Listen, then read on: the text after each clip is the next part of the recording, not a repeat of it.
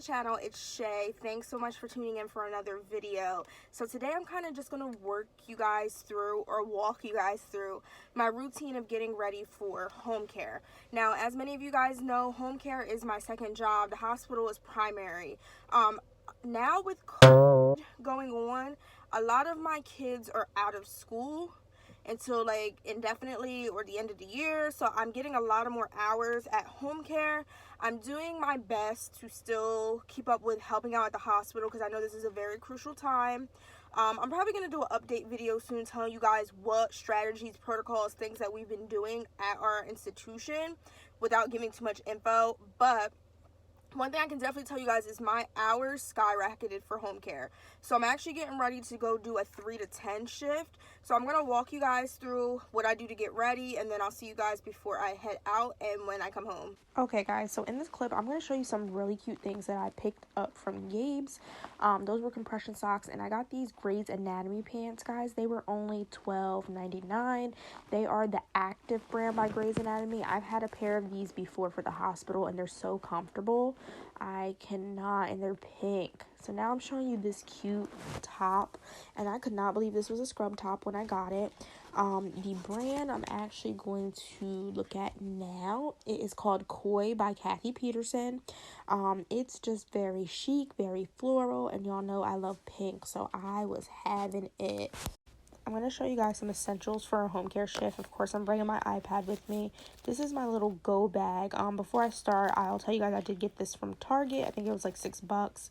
This is just a deodorant on hand. I have a little Coco Shea lotion.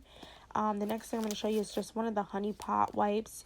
You know, gotta stay clean. I got some tissues for my face, a Purell wipe, and then this is just some other girly things that might be needed. I love this. This is Aroma Guru. I got it from Dollar Tree. It's roll-on lavender. You just roll it on your wrist. And I use this like if I get headaches or anything during the shift just to help me out.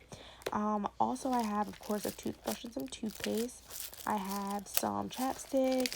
And this is the generic to Excedrin. I always take this with me for a shift.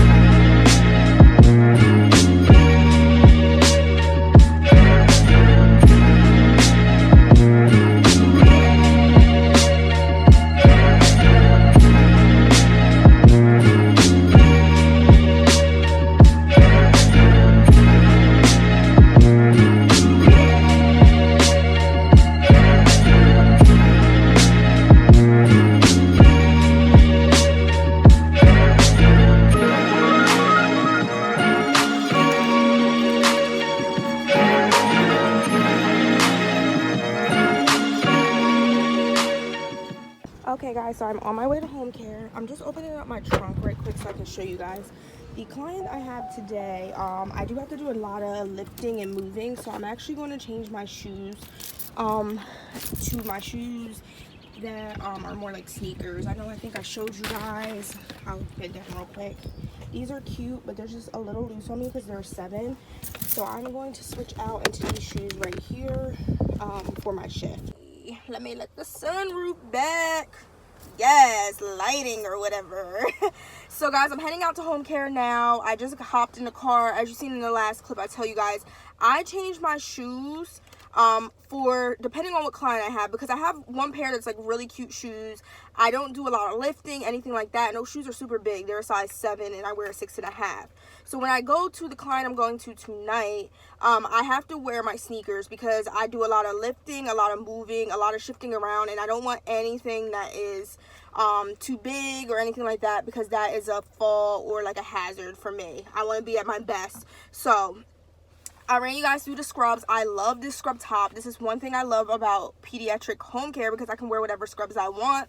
I don't like light pants, but I'm going to try these pink pants and see how they work. As long as they covered my, you know, booty area, I was fine. And my scrub top does cover that along with my jacket. This jacket, by the way, is from my undergrad school. So I'm gonna head out. I want to give you guys a little bit of information about where I'm going and what I'm doing with all HIPAA regulations involved, because obviously I'm not going to be able to film in their home. That's just not probable. I know I've seen a lot of people on YouTube do it. I just really don't feel comfortable filming in someone's home. So I'm going to my client. He has a history of some developmental issues. I'm just trying to keep it very broad so I'm not giving too much information. A lot of his care consists of G-tube meds, sometimes feeds, ambulation. Like I said before, I need my sneakers on because he is not ambulatory, so I have to do a lot of total care. And overall, the family is just very sweet. They're very helpful. There's different tasks I have to do throughout the shift that is easy for me to grab, like his sister or a family member to help me. But if no one's available, no one's there, I'm able to still carry out these tasks safely. So this shift, like I said, is a 3 to 10 shift. I'll be there for, what is that, 7 hours. The beginning of my shift, I pretty much just do my assessment, see how he's feeling, see how he's doing. He's nonverbal, but he does have gestures and cues, so I'm able to interact with him like that. So cute. And then throughout our shift, we do like some mobility exercises, of course meds, of course I'm taking care of his ADLs, because in home care, in my particular home care, I don't have like an aide or anything like that, so I just do everything. It's cool. I got one patient. I'm totally fine with that. So then winding down towards the night, we try to keep his routine the same as it was when he was in school. So like he'll get ready for like bed bath or shower at a certain time. I'll get him, all freshened up, ready for bed. And throughout the shift, like we pretty much do I'm trying to do a lot of interactive stuff with him since he's not in school, to still keep him in the same routine. Now, of course, there's nap times, there's downtime, things for him. And when those downtimes come, as long as the family is okay with it, as you guys see in my last clip, I'll pull out like my iPad or a notebook and I'll do some just some busy work or homework or stuff like that. Always, if you're going into these homes, they know the situation. If you're not, as long as you're taking care of your patient, it's really, the parents are usually very easygoing. But I usually, like when I first get to my clients, I don't bring any of that stuff with me. I just, even if I'm just sitting there staring at a wall or staring at the TV, I wait till they kind of tell me or say, hey, bring homework, hey, you can do this, hey, you can do that. As long as the patient is taken care of, you can do this. If I get that vibe from the parent, then I'll go ahead. I won't go like OD, like just sit on my phone and all that all day, but I will, bring little stuff just to keep me occupied whenever I don't need to necessarily be doing any task. So we're gonna get ready to head out, guys. I will see you either right before I go in or later tonight to kind of tell you about my shift and things like that.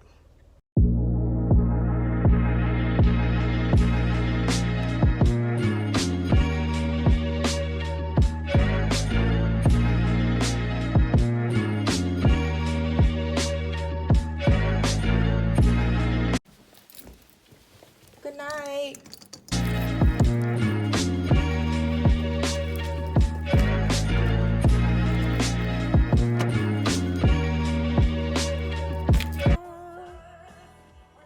Okay, let me turn this down, guys. I don't even know how this clip is going to come out because the lighting is like so trash, and my phone is like, I'm recording on my phone right now, and it's literally in this type of position that I don't even know what's going to happen to my phone. But I am back from my shift. It is 10:23. That's perfect timing. So I got off at 10 tonight.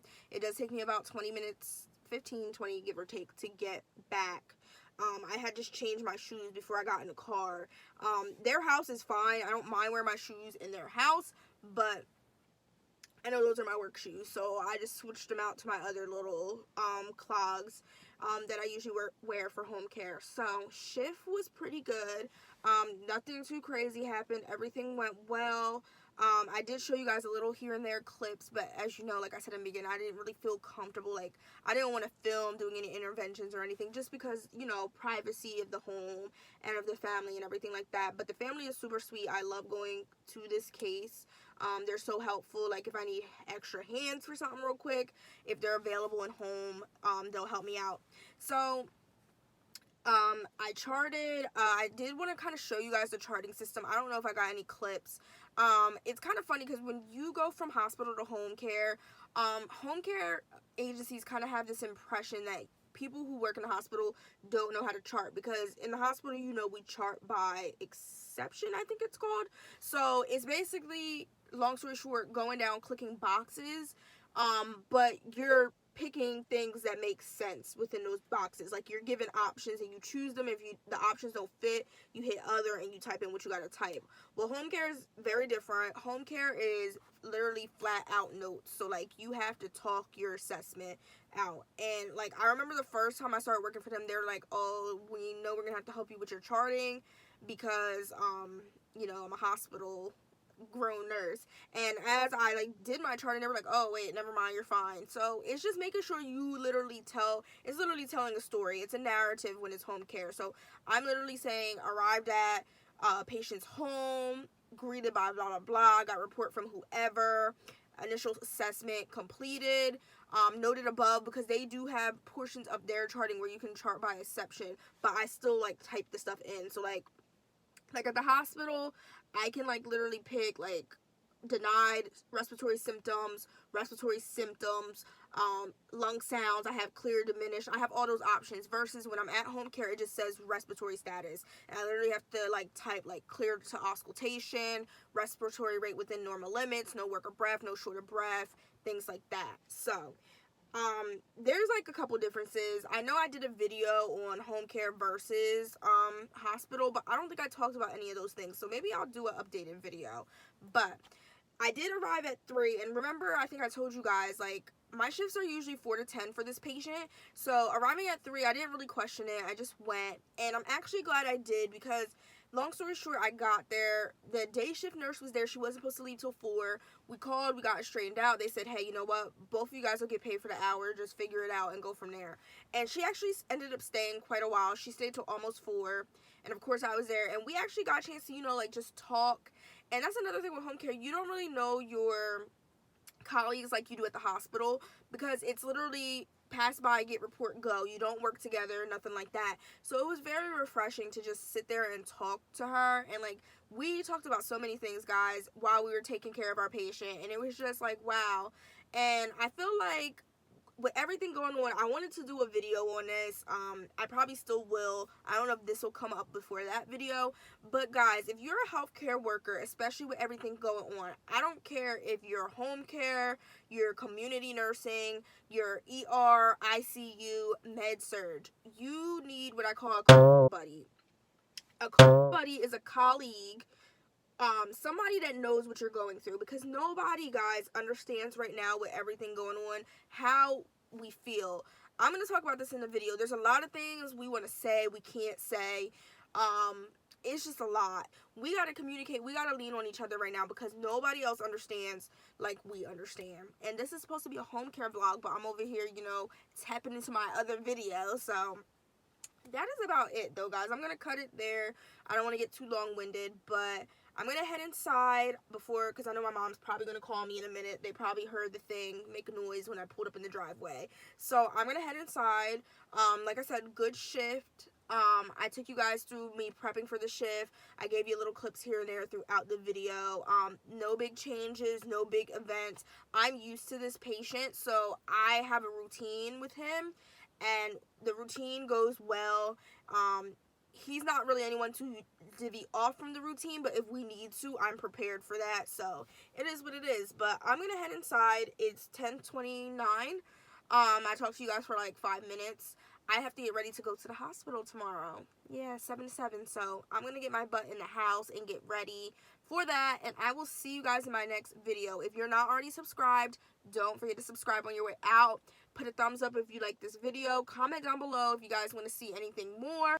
And like I said, like, guys, I'm just going to leave it here. If you're going through anything and you feel like you don't have anyone to talk to as far as what's going on with everything, and you just feel like you have a lot bottled up, my email is down below. I know it's for business inquiries, but I don't care. Email me. You guys know my Instagram. DM me. Everybody needs a buddy. I know I can't keep saying that word on my video because they'll like block my video, but everybody needs that type of buddy. If you work for healthcare, make sure you're taking care of yourself during this time. It's so critical.